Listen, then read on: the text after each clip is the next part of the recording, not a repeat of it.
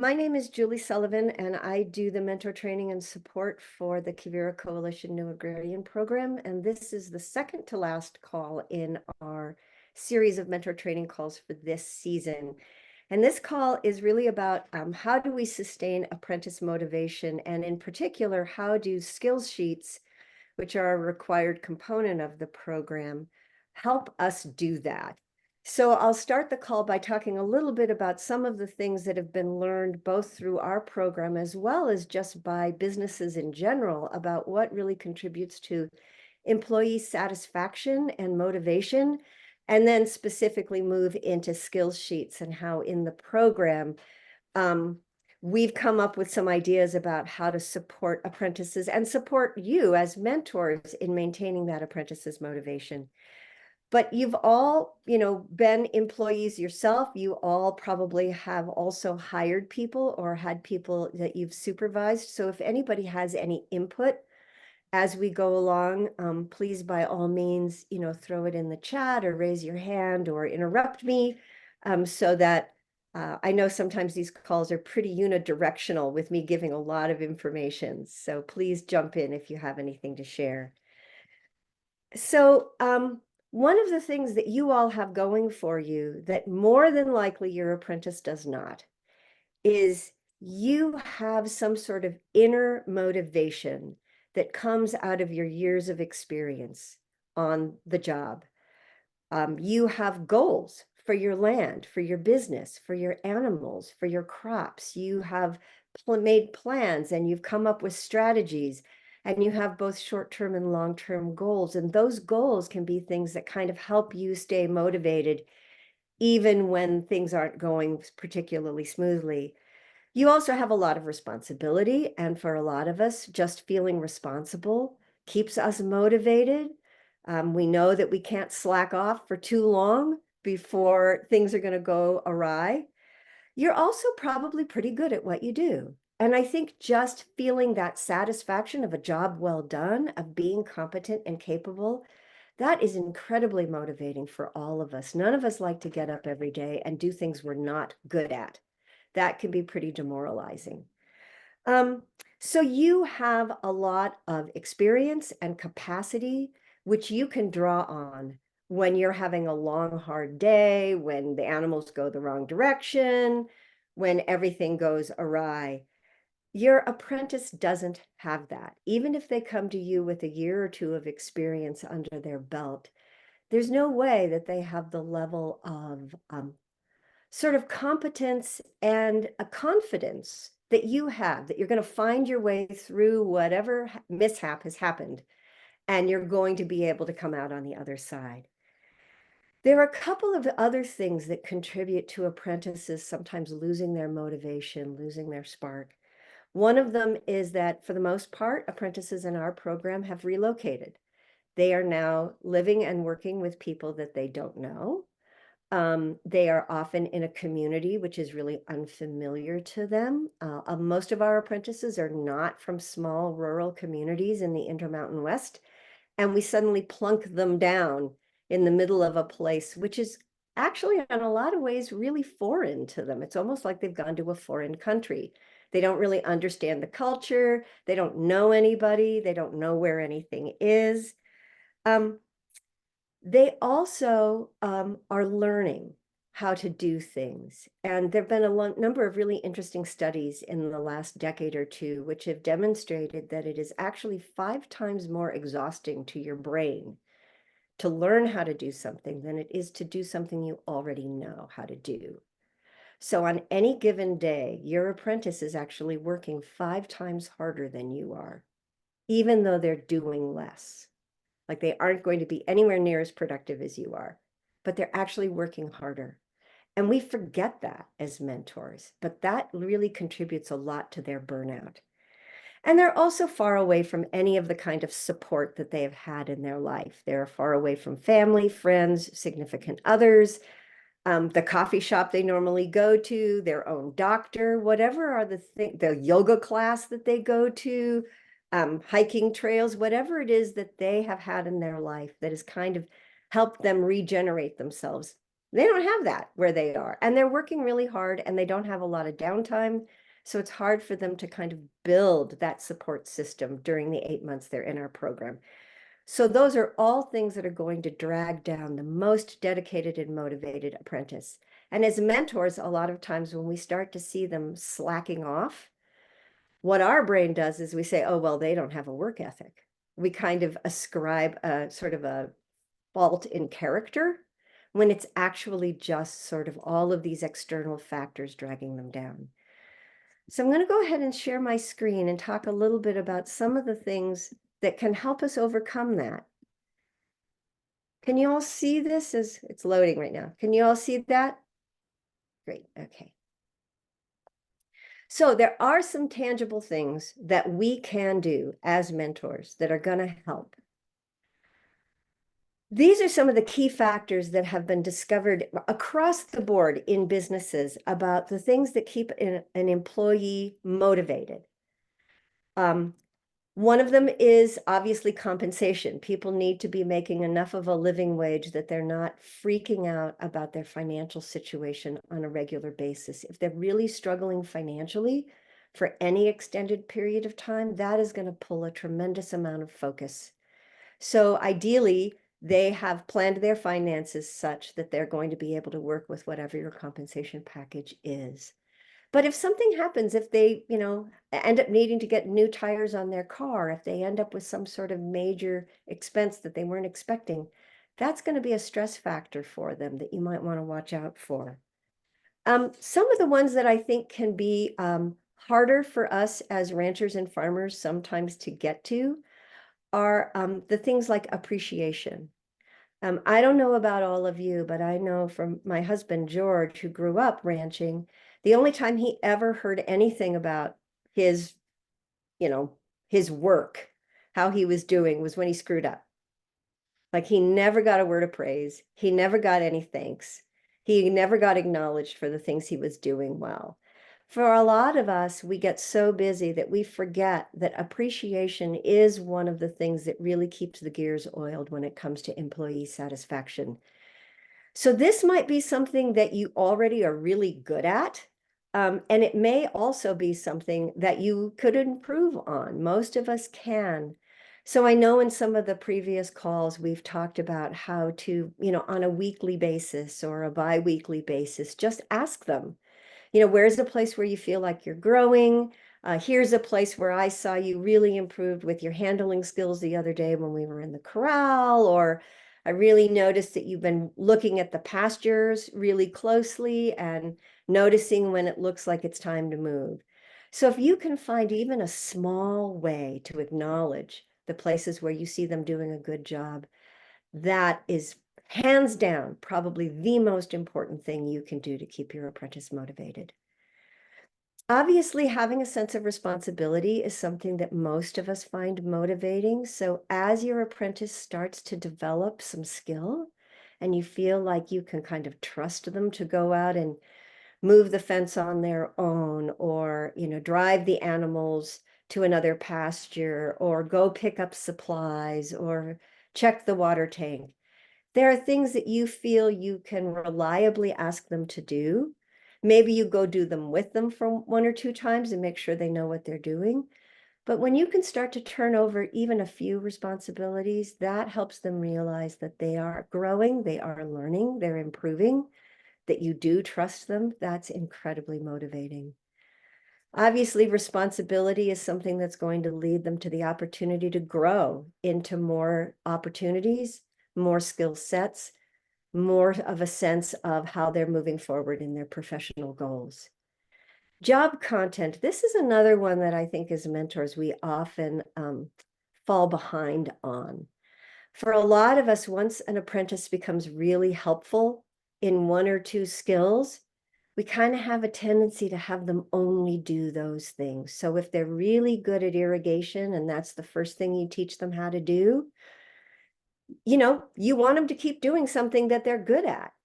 But we can end up stopping offering them new skills to learn. And remember, this isn't just a job, this is a training program. So there is an expectation that on a periodic basis, you are introducing them to a new opportunity to learn something. And there's some variety in job content. We could talk a little bit more about that in a moment. But those really are key things to kind of hold in the back of our minds. And if we start to notice our apprentice having kind of a sour mood, losing focus, we might want to check in with ourselves and with them around some of these things. So this is another thing that I think can be really, really helpful to think about. This is a training that we as a NAP staff did a handful of years ago. And this is actually a concept we introduced the apprentices to during orientation. And it gives them some language for the fact that there are going to be times when their learning is going gangbusters. And there are going to be times when they feel like they've really plateaued or are actually really kind of slumping. So we tend to call this the life cycle of an apprentice. And I'll just walk you through this really quickly. So for the most part, apprentices will show up as an enthusiastic beginner. They're excited. They are so thrilled that you hired them. They can't wait to get started. Everything is exciting. They're motivated to learn everything. You're the most brilliant person in the world. They're thrilled to be working for you. And that lasts about 3 weeks. My experience is you get about 3 or 4 weeks in and the honeymoon is kind of over. It's not all new anymore.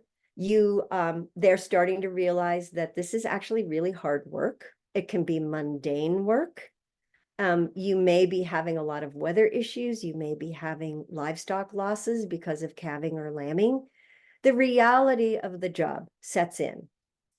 So what's happening there is that for all of us, our sense of competency is based on both, do we think we're doing a good job? Do we know what we're doing? As well as our sense of commitment. How excited are we for what we're doing?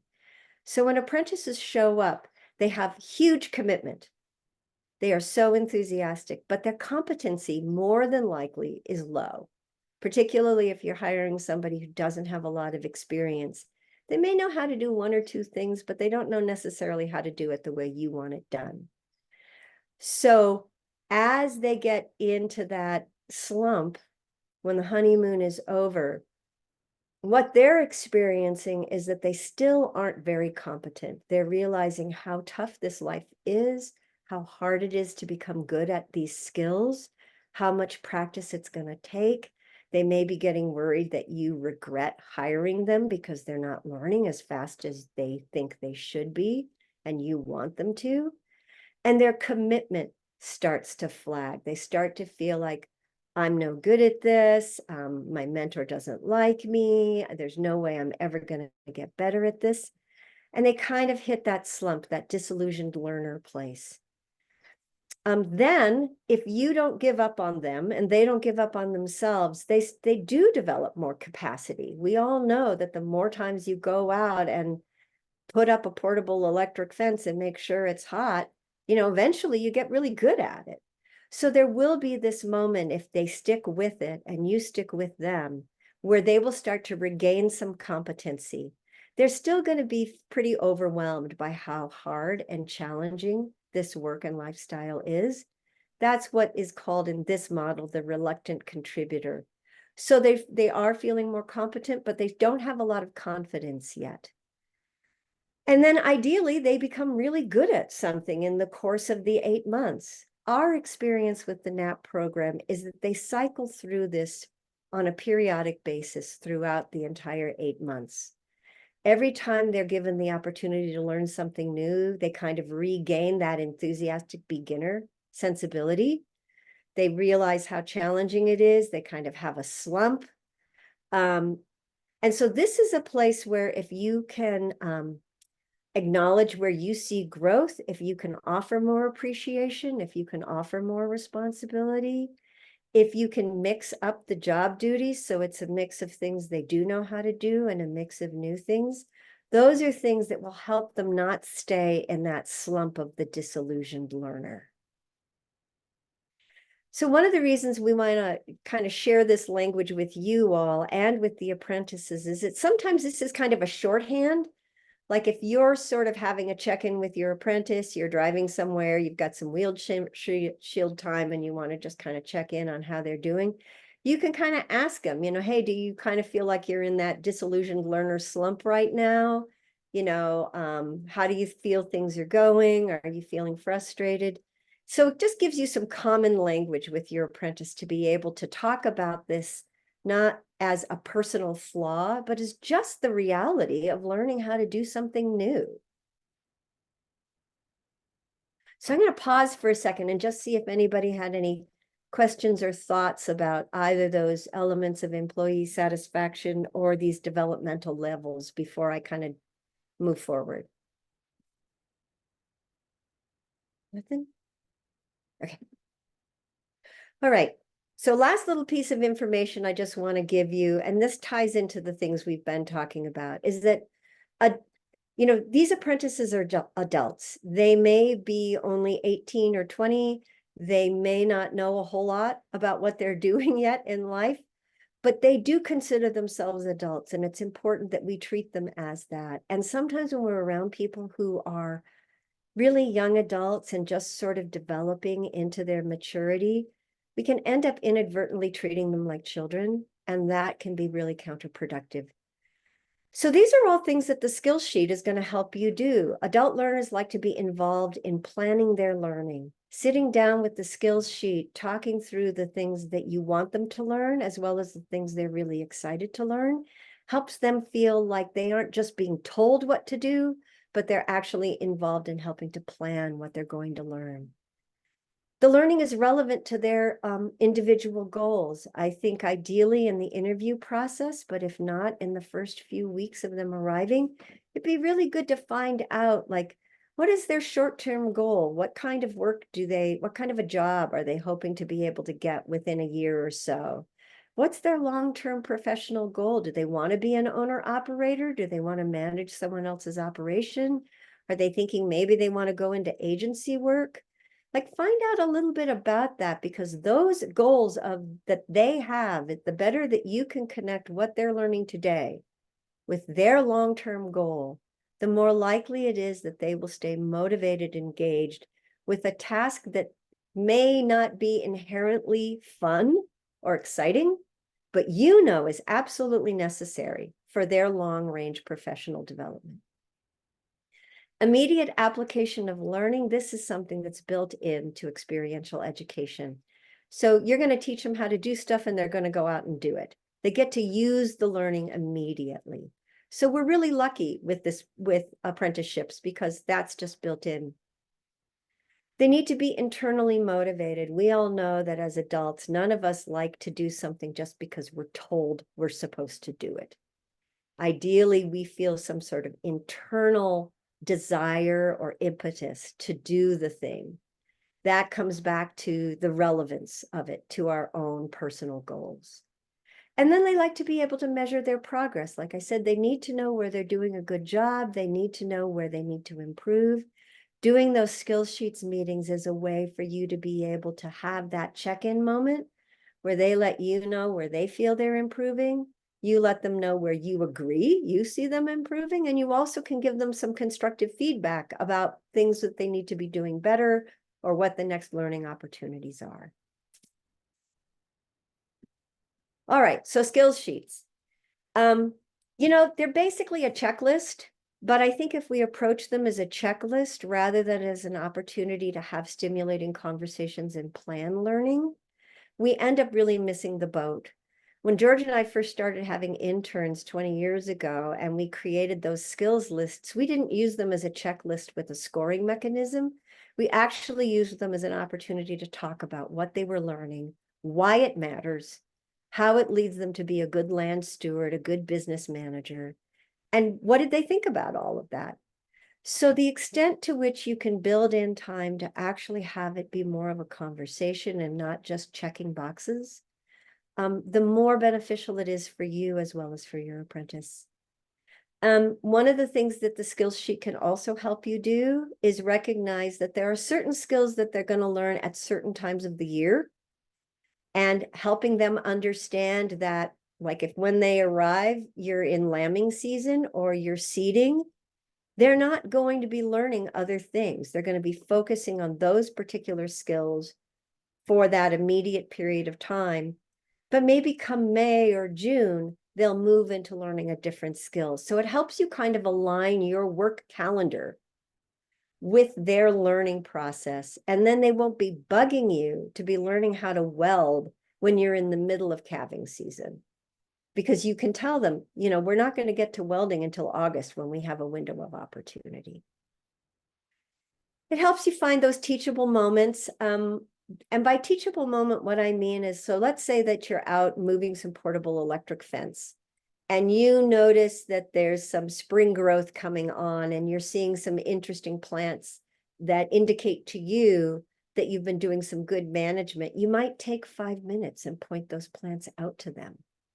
And then when you get back to the ranch office, maybe pull out a plant guide or a forage guide and say, hey, we talked about those grasses, those cool season grasses that were coming on. Why don't you, when you get a minute, you can kind of check into what their forage value is and their nutritional value. So it's a way for you to sort of motivate them to continue learning based on a moment in time that you had together when you were out there working. And then it helps you strategize and plan your learning. And that's something we'll talk about here more in a minute. And one of the things that I strongly recommend when you're doing your baseline, that very first skills sheet session with them, is you ask them to indicate which are the skills they are most excited to learn. That bounces back to that thing about when they sort of are sinking, when they're losing their motivation. If you know that they're really excited, say, to learn a little bit more about genetics, that's not going to be the focus of what they do for the months that they're with you.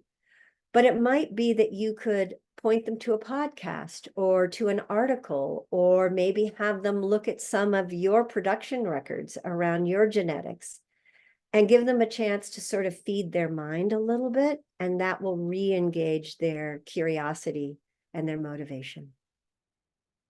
So those are all of the ways in which the skills sheet can really help you besides just recording what's happening.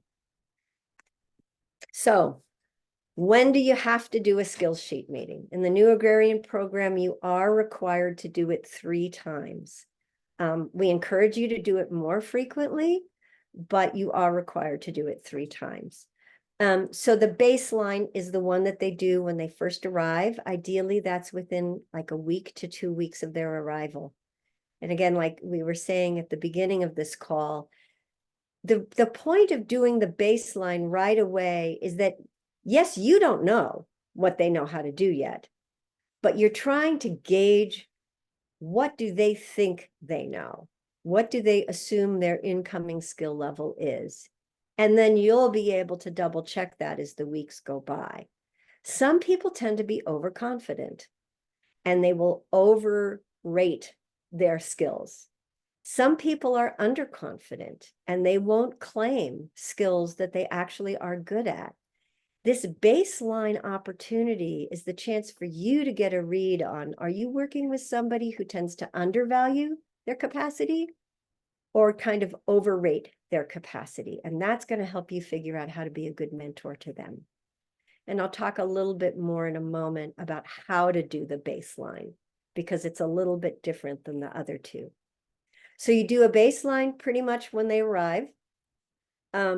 Mid-season for most people, that's in July. So about halfway through, that's a really good opportunity to sit down with the skills sheet and kind of do a checkpoint, not only on how are things going, but do we need to make some major pivots? Are there some things that aren't going well? Are there some places where they need some remedial learning? So that they can make the second half of their apprenticeship really as stellar as possible. And then ideally, the last one is maybe a month to 6 weeks before the end of the apprenticeship. So yes, they will continue to develop skills in that final month, but the reason we recommend doing it sometime before the final weeks is that come October, at least in the new agrarian program, your apprentice is going to be looking for their next job. And having that opportunity to sit down with you and find out what they do know how to do, like what can they competently go to a potential employer and say, yes, I can do this. Yes, I can do this. It'll help them determine what kind of job they're ready for. Or maybe what they really need to do is look for another training opportunity because they actually need a little bit more training and teaching before they're ready to go out and be a ranch hand. So that's why we ask you to do it a little bit before that final moment. Every time you do your skills sheet meeting, it is important to let your NAP coordinator know that you did it. If your skills sheet is in a Google Doc, then your new agrarian program coordinator has access to it automatically, and you just need to let them know that you've done it. If you've decided to do your skills sheet in an Excel spreadsheet or a Word document or some other format, then you'll need to send it to your coordinator so that they have access to it. And that's so that when they're doing check-ins with you, when they're doing check-ins with the apprentice, they kind of have a read on how you both feel things are going with the learning. So are there any questions about the timeline, about the 3 sort of time periods? Okay. All right. So I already kind of talked about this. The baseline is, what do they already know how to, what do they think they already know? And what are they excited to learn? Mid-season, what progress has happened? Where's their learning stuck? And then 6 weeks to 2 months before they leave is kind of a review and helping them prepare for their next job. Okay, so with the skills sheet, this is the recommended process, is that the apprentice sits down and does it by themselves first. They score themselves independently. So ideally, you help them carve out an hour or 2 of time, a couple of days before you're going to have a meeting about the skills sheet, so that they have time to sit down and really reflect on how they're doing and try to give themselves an honest score. This is also true with the baseline meeting. The baseline session. They're going to score themselves first, and then they're going to come to you and you'll have a conversation about what they think their incoming skill level is. And then, you'll obviously be double checking that and making sure that they are competent in the ways they think they are. That baseline meeting is also an opportunity for you to let them know what are the skills you need them to learn right away, the things you need them to become skilled at immediately, because that's what you need them to do first. So that first meeting is not only that kind of baseline information, but also the opportunity for you to plan with them what the learning is going to be for the next couple of months. So the apprentice self-assesses first. Then you sit down with them. Depending on how detailed your skills sheet is, you might be able to do a skills sheet meeting in an hour. George and I have found that we often need more than an hour because we want to have a lot of conversation. So sometimes we'll break it into 2 different sessions. We'll kind of do an hour one day and an hour another day, just so we make sure that, the work still gets done, but we're able to be really focused during the meeting. And so with the subsequent skills sheet meetings, the second one and the third one, the apprentice scores themselves and you score them. And you can do that before you sit down with them. So let's say they think that they are starting to become familiar with electric fence, but they're not quite ready for doing it all by themselves. They still need a little bit of oversight. So they might give themselves a 2. You might actually feel that they're better than that you actually trust them to be able to go out there and do that by themselves, in which case you might give them a 3. So it's that difference in whether they are over-gauging their skills or undervaluing their skills. That's the conversation that's going to emerge from this process. And that really helps you figure out how to help them learn. Try to make sure that this is an opportunity to appreciate, to offer up concrete examples of where you see them growing and improving, as well as concrete examples if there are some places where there's a course correction needed and you really need to give them some constructive feedback. And then ideally, by the end of the meeting, you actually plan some things. So like for us, when we do a skills sheet meeting, in July, that's usually when we're out on our BLM range. And so one of the things we'll talk with the apprentice about is the fact that we really want them to start to be looking at how to assess grazing in a range situation, which is different than on an irrigated meadow. And we'll give them some pointers about what we want them to look for. We'll go out with them a couple of times and show them how we assess utilization and when we need to move the animals. We'll also show them how to check the water line and make sure it's working. So we'll kind of tell them what the next steps are that they're going to be learning, give them some training on that, so they have something to look forward to. So that's what I mean by planning the next steps. This is not something that you have to do.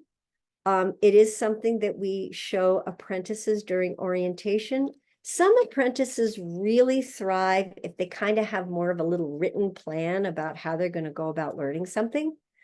For a lot of people, this is overkill. It's not something they need. So this is not something you're required to do, but I wanted to show it to you in case you think this is useful. And that's just creating a learning plan. So this is just an example of a learning plan that apprentices on our ranch have used when they're trying to learn plant identification and understand forage nutritional value, specifically up on our BLM range.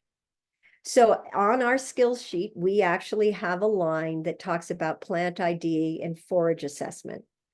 And so this is a learning plan for that particular skill. So we just introduce them to the range. When they arrive, we aren't up on the range. We're down here in the meadows. And so sometime when, if we have snow, we wait until the roads are passable. But we'll take them up on the range for the day. We'll drive around. We'll kind of talk about what we name the different areas. We'll show them the water points. We'll talk about what kind of cool season and warm season grasses they should see. We'll talk some about soil types, geology. We'll just kind of introduce them in general to the range ecology. So the learning plan identifies that that's the first step.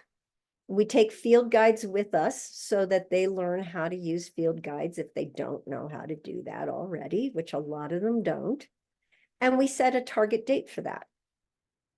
So that's the first step in the learning plan. The second step is for them to start to do some self-study about, well, what the heck is there and how do I start to become familiar with it? So we have them get a list of the plants that are on the range, both from us and from our NRCS range ecologist, who's a brilliant individual and really likes working with apprentices. And then we have the apprentices actually take the field guides home and start to pay attention to them, maybe look at them, while they're having coffee in the morning or something. Again, we have a timeline for that. And then we set a goal. And again, the apprentice and we do this together. So we set a goal for them to maybe try to learn 2 plants each week. So again, this isn't me spending time teaching them something. It's them setting up a self-study path that's going to help them and going to help me later in the season when they're on the range and I need them to be paying attention to what's going on out there. So they decide they're going to maybe learn 2 cool season grasses every week for a couple of weeks. And so like there are some of the resources they might use. They're going to actually maybe, if the plants are growing already, maybe they go out and pick the plants and bring them home. They use field guides.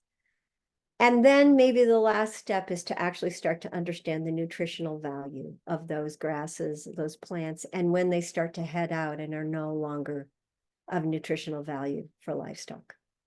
So this is just an example. Like I said, you aren't required to do this. Our experience is that sometimes doing this once or twice in the season with an apprentice, just so that they start to learn how to kind of chunk down a learning process in an experiential setting, then they're able to do it on their own. And they don't even need to write it down, but it helps them sort of become a more self-motivated learner and not just kind of sit there and wait for you to teach them something. So again, some people find this is really helpful. If you have apprentices that have done really, really well in traditional academia, they might really like this because it's something tangible. It's kind of like a little syllabus, and that might be something that brings them some comfort and some capacity to stay oriented to their learning. So that's some of the stuff basically about how to do a skills sheet meeting. I'll also send out in the notes from this call some sort of questions, prompting questions that you can give the apprentice or you can use yourself during a meeting in order to kind of tease out where the learning is happening. But I just wanted to pause for a second and see if there are any questions about like the actual process of using the skills sheets.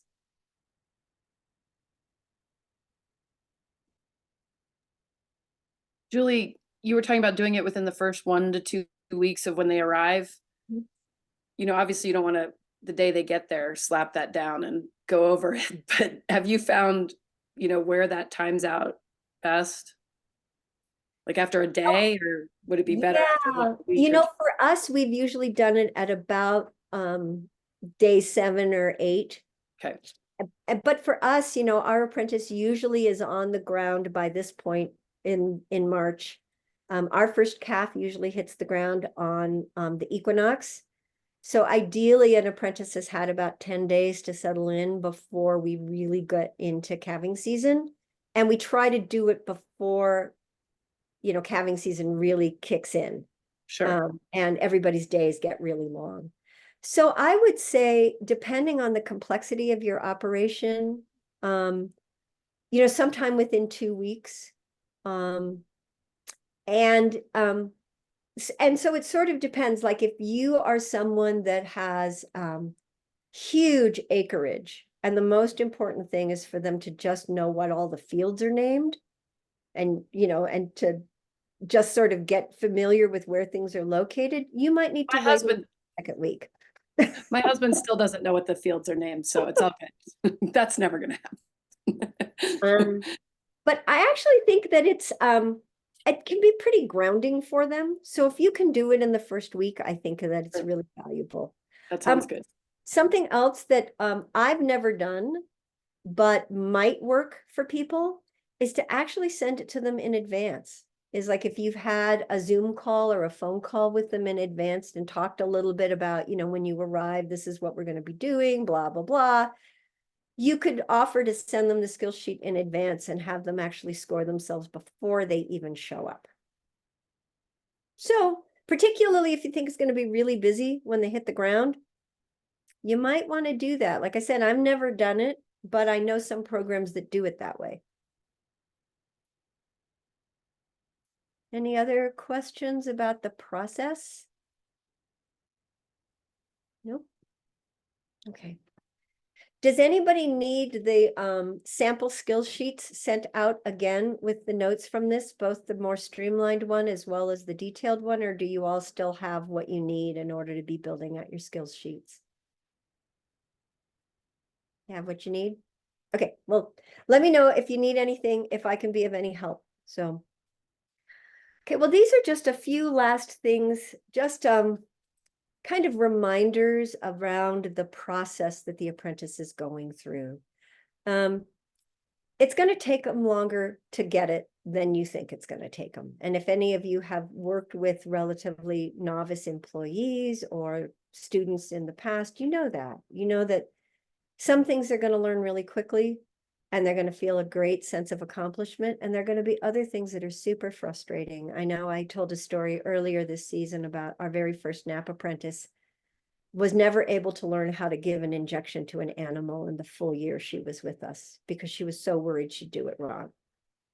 And that was incredibly demoralizing for her. But she has ended up being a phenomenally accomplished farmer and stock person. So just know that it's going to take time and plan to the fact that you might need to spend a little bit more time doing remedial education, reminding them, telling them yet again how to do something.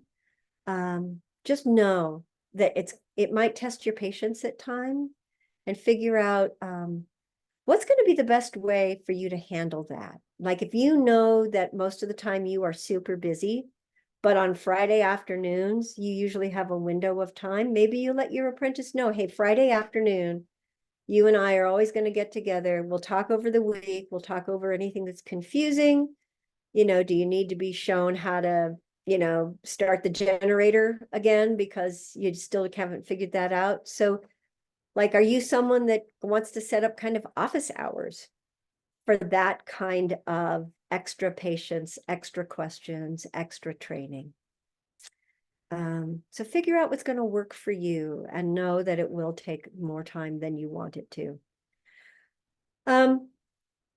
We have mentors do things different ways. Most mentors that I know have done what George and I do, which is we pretty much work side by side with the apprentice anytime we're teaching them something new, because we want to make sure, one, that they learn how to do it the way we want it done, but two, we're there, they can ask questions in the moment.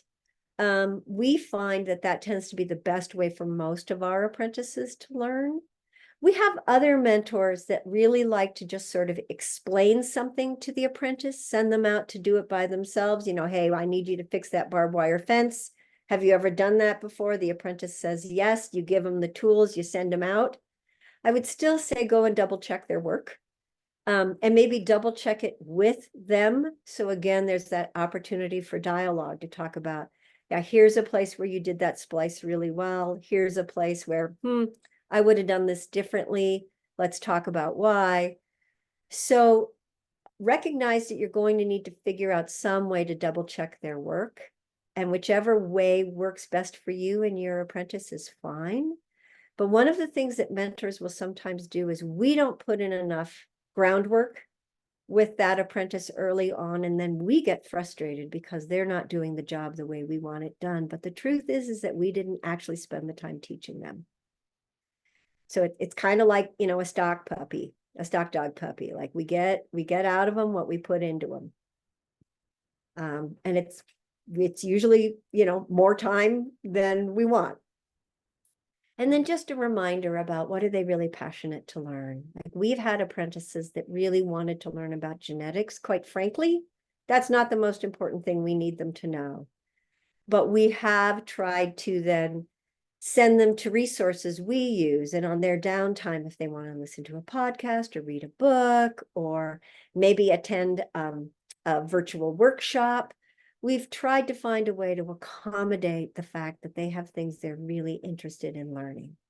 Like you may not do direct marketing, but that may be something they think they're interested in. So, you know, if there's a webinar or a local farmers market where they could go and talk to people about the process of direct marketing, can you somehow work that in and give them the time to be able to do that?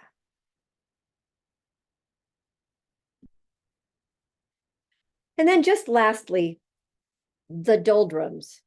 I don't know about all of you, but I know for me, there are definitely times when it's Groundhog Day. It's the same old, same old, same old. You know, you're out there every day doing the same thing, whether it's weeding or seeding or vehicle maintenance or moving the darn electric fence, where it's easy to sort of stop paying attention and go on kind of autopilot. But one of the things that we all know is that for the most part, autopilot is a danger sign. Like the fence needs to be moved well and be hot and taut every day. The animal condition needs to be checked regularly. Like when you send an apprentice out to check the animals, they aren't just going to drive through in 15 minutes. You want them to really look. But when things are repetitive, it's really easy for any of us to go on autopilot. So if you are someone who knows that you sometimes have a tendency to find things mundane and repetitive, you might actually have just an open conversation with your apprentice about the fact that, yeah, you know, one of the challenges of agriculture is that it is kind of the same thing over and over and over again, and you have to do it well every single time. You can't phone it in. And this is what I do to keep myself motivated. That can be really helpful for you to just acknowledge that you sometimes struggle with that too, and this is how you keep yourself going. We already talked about this, just diversifying the tasks. If you notice them getting into that disillusioned learner place, maybe double check with yourself and like, have they only been fixing fence for the last 2 weeks? And maybe it's time to give them the opportunity to do something different. Feeding the mind. Most of the people who come to the New Agrarian Program are really, really, really deeply curious people. And giving them podcasts, articles you find relevant, maybe listening to a podcast together if you have the time. If there's a Working Cows episode that you really like, or if there is a particular journal that you find really stimulating, let them know what that is. That's going to help them understand you and why you do your operation the way you do. It also might buy you some time where they're away from you. Like maybe it's a day and they get done with their chores early and you're busy. You need them to stay busy and you don't have time for them. Well, if you've given them a list of resources they can go to that are stimulating for them, that don't require your time, that kind of builds you in a break from them. If you notice someone who's normally really motivated or really detailed and thorough starting to be a little sloppy, don't assume that their work ethic has lagged. Assume they're tired. One of the things that we find is usually if you can give them a little extra time off, let them sleep in a day, give them an extra day off if you can, that they come back recharged. For the most part, that's all they really need, is just a little bit more of a breathing space. If there are other ranches or farms in your area that would be open to having your apprentice come and either kind of job shadow or help out for a day, that's also something that will kind of re-stimulate them. If you can send them to another NAP site for a day or two, we really encourage apprentices to visit other NAP mentor sites if there's someone nearby you. If there's a local workshop, a lot of times there's a soil health workshop or a grazing workshop or something that's going to be going on this summer anyway in your area. Can you give them the time to go to that? One of the things that happens when they go away from your operation and they talk to other people, that's often when they realize how much they've learned and they come back and they're super energized after that. Local expert day. This is something we found really useful. We have a really phenomenal soil scientist who's also an agronomist here in our valley. We also have the range ecologist I mentioned earlier. And these are people that have been really happy to spend a day or two with our apprentice at some point during the season. So what we do is we introduce the apprentice and that person to one another, and then we let them try to set up a day. So again, that gives us a break. We have a day where we don't need to worry about keeping the apprentice busy. It helps us get caught up on things we need to do. And they're still learning something really, really valuable from someone else. So if you have anybody like that in your area, you might think about how you might be able to kind of include them into that learning process for your apprentice. And then the manager mindset. If you're fortunate enough to have an apprentice coming to you who actually has some background, has been working in agriculture for a couple of years, one of the things that can be helpful is to start to ask them to sort of take on a little bit more responsibility. One of the things we'll do is we'll actually have them run and facilitate the weekly team meeting. That's a big piece of being a manager, is knowing how to sort of set out the week's duties, make sure the priorities are clear, assign people or have people, volunteer for particular work. So if something like that appealed to you, what we've usually done is George and I would sit down with the apprentice a couple of days before the team meeting day, talk about what we thought the priorities were, and then have the apprentice set up the agenda and the timeline and actually run the meeting. And they start to learn how complicated it is to run an operation. So again, if you have someone who's really got that manager energy, that's a professional goal that they have, that's something you might try out, 2 months in or something. Is there a place where you can kind of let them kind of be a mini you in some way? So that's what I had for you all today. I know that was a lot. Are there any questions, input from anybody?